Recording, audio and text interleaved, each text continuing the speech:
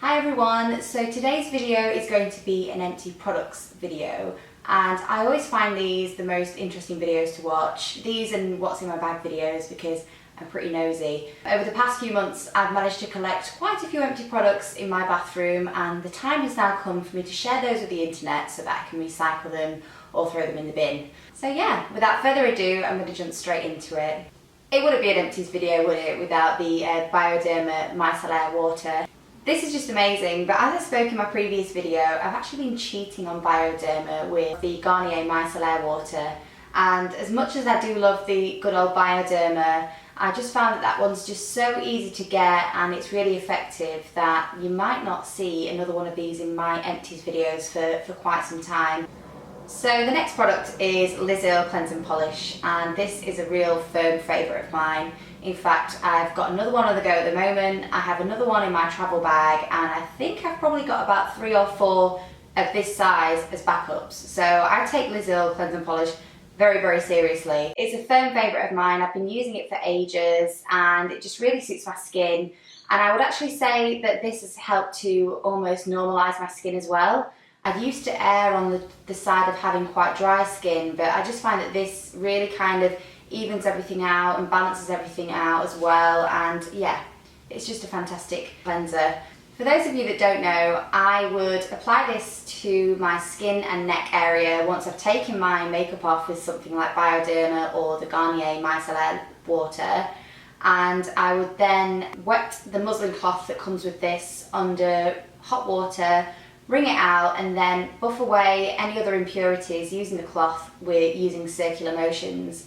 And I just find that this is a really nice and effective way to remove makeup, and you're almost giving yourself a mini facial every time you do it. It's not too expensive either, it's just a really, really good option if you're looking for a good quality cleanser. I suggest you give this one a go.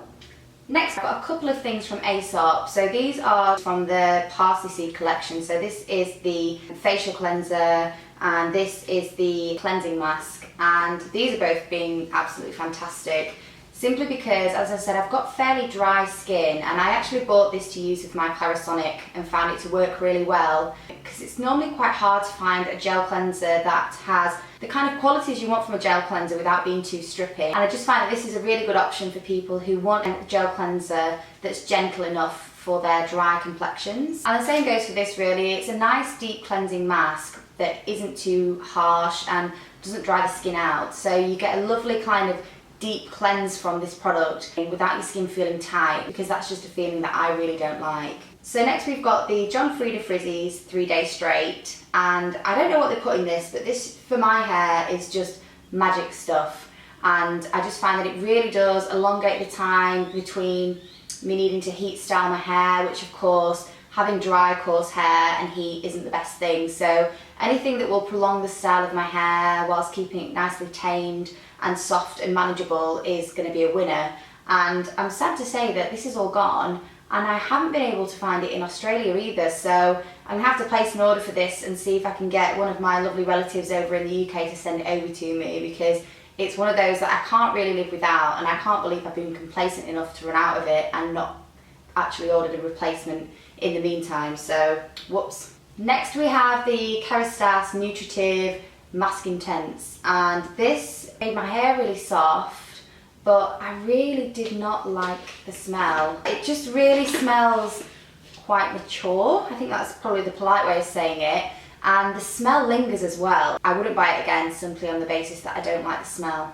So next we have the Lonely Body Care Empty. So this must mean that I'm being a bit of a floozy and going between lots of different body care items and haven't managed to use any of the others up. It's the Pulp Friction Foaming Body Scrub by Soap & Glory, and this is probably my favourite affordable body scrub, and it smells fantastic. We've got notes of frozen yuzu, orange oil, green fig and jungle pomelo essence, whatever that is. I just find that it really kind of buffs away any dry skin, particularly if you're going to be using fake tan, and it also suds up as well, so you kind of got like this foamy action with all of the pumice going on, and it's really effective and nice to use, and I have another one of these on the go at the moment as well. So next, moving on to makeup, and I've got a couple of mascaras.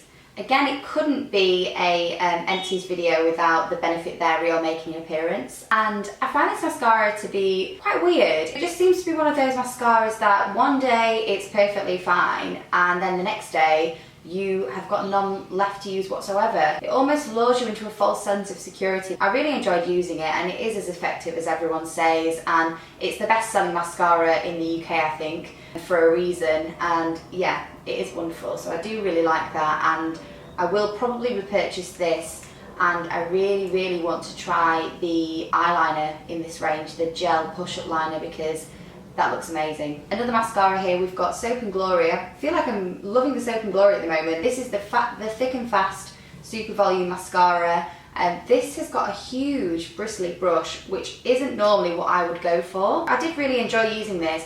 This is a nice soft mascara that's good for using if you're going to wear false lashes. It still leaves your eyelashes quite flexible and soft, which means that it makes the application of false eyelashes afterwards fairly easy. I found this one to be quite a good kind of daytime option when you don't want too much of an impact and you don't want anything to look too dramatic. I probably wouldn't buy this again, but I did enjoy using it all the same. So more Soap and Glory, it's the Super Cat Liquid Black Eyeliner Pen, and I really enjoyed using this, although I don't think it is the best black liner that I've ever tried.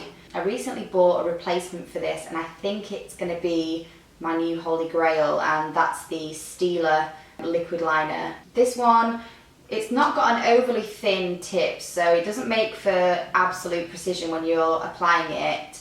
I just find that it's not as black as I would really like a black liner to be. Next up we have the completely empty Ample Pink Plush Glass by MAC, and I have repurchased this, and I will continue to repurchase this for a long time, simply because I love the colour of this, I love the fragrance, the minty kind of effect that you get on the lip. I like the finish, and I kind of like the stickiness as well, just because this is a really good low maintenance lip gloss. You just shouldn't wear it in the wind if you've got long hair, because your hair will stick to it. But no, I really like this one, and I can imagine me repurchasing this for as long as it's available. Last but not least, I have a couple of candles, and these are from the Pomfret Candle Co. One of which is the Campfire Special. So I actually bought this for my husband because he's really into the outdoors and camping and things like that. This really does smell like a campfire, in that it's kind of got a really nice woody kind of smoky smell. I'm not making this sound very good, but it's also kind of got a sweet smell that's reminiscent of marshmallows, and